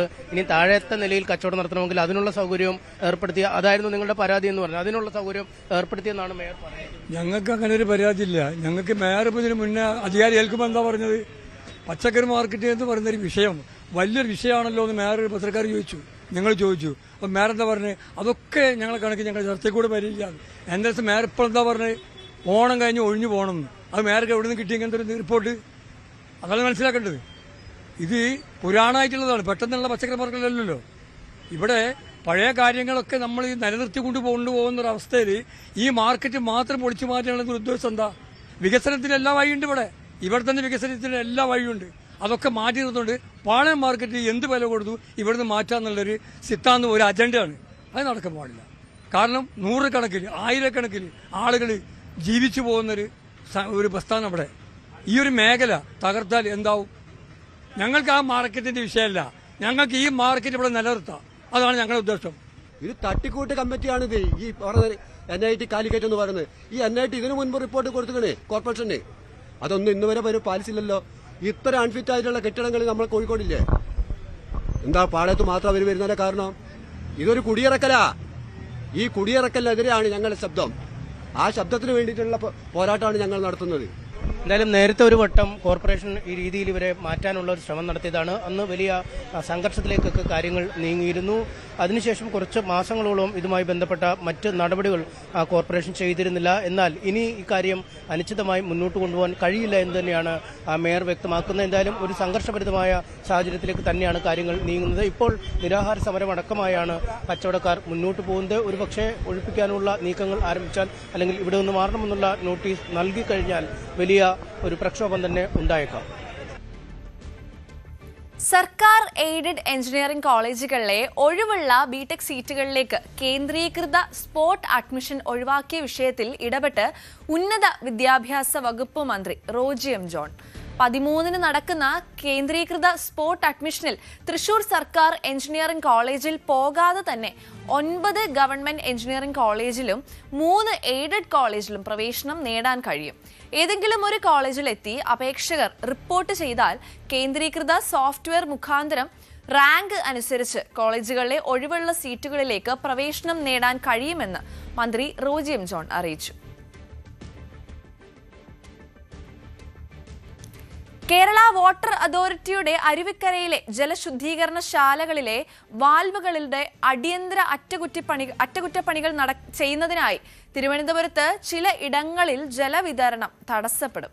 പേരൂർക്കട, ഒബ്സർവേറ്ററി, ഐരാണിമുട്ടം എന്നീ ജലസംഭരണികളിൽ നിന്നും വിതരണം നടത്തുന്ന പ്രദേശങ്ങളിൽ ആണ് നാളെ ജലവിതരണം തടസ്സം നേരിടുക. ഉയർന്ന ഭാഗങ്ങളിൽ ജലവിതരണം പുനഃസ്ഥാപിക്കാൻ കൂടുതൽ സമയം ആവശ്യമായി വന്നേക്കാം. ഉപഭോക്താക്കൾ വേണ്ട മുൻകരുതൽ സ്വീകരിക്കേണ്ടതാണെന്ന് വാട്ടർ അതോറിറ്റി അറിയിച്ചു.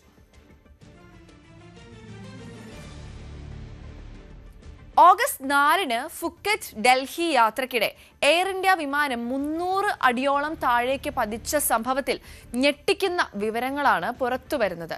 എയർ ഇന്ത്യ വിമാനത്തിന്റെ പ്രധാന പൈലറ്റ് ലഹരി മരുന്ന് ഉപയോഗിച്ചതായി 2ാമത്തെ ഡോപ്പ് ടെസ്റ്റിലും കണ്ടെത്തി. വിമാനത്തിന് സാങ്കേതിക തകരാറുണ്ടായിരുന്നോ എന്ന കാര്യത്തിലും പരിശോധന തുടരുകയാണ്. വൈറ്റ് ഹൌസ് ഉദ്യോഗസ്ഥരെയും അമേരിക്കൻ മാധ്യമ പ്രവർത്തകരെയും കൊലയ്ക്ക് കൊടുക്കാൻ ശ്രമിച്ച് സ്വന്തം ജീവൻ രക്ഷിക്കാൻ ട്രംപ് നീക്കം നടത്തിയെന്നതിനെ ചൊല്ലി വിവാദം. നാറ്റോ ഉച്ചകോടിക്ക് ശേഷം ട്രംപ് എയർഫോഴ്സ് 1 വിമാനത്തിൽ നിന്ന് തന്ത്രപരമായി മാറി മറ്റൊരു വിമാനത്തിലാണ് സഞ്ചരിച്ചതെന്ന വിവരം പുറത്തു വന്നതിന് പിന്നാലെയാണ് വിവാദം കത്തുന്നത്. അതിനിടെ ചെങ്കടലിൽ ഹൂതികളുടെ കപ്പൽ ആക്രമണത്തിൽ 4 പേർ കൊല്ലപ്പെട്ടു. പാകിസ്ഥാൻ തീരത്ത് പനാമ കപ്പൽ അമേരിക്ക ആക്രമിക്കുകയും ചെയ്തു.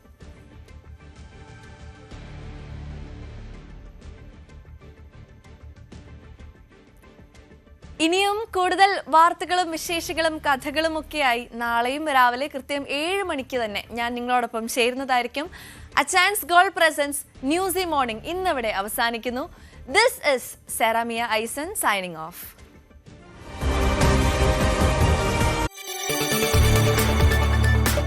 കൂടുതൽ വാർത്തകൾക്ക് news 18 Keralam YouTube channel subscribe ചെയ്യുക.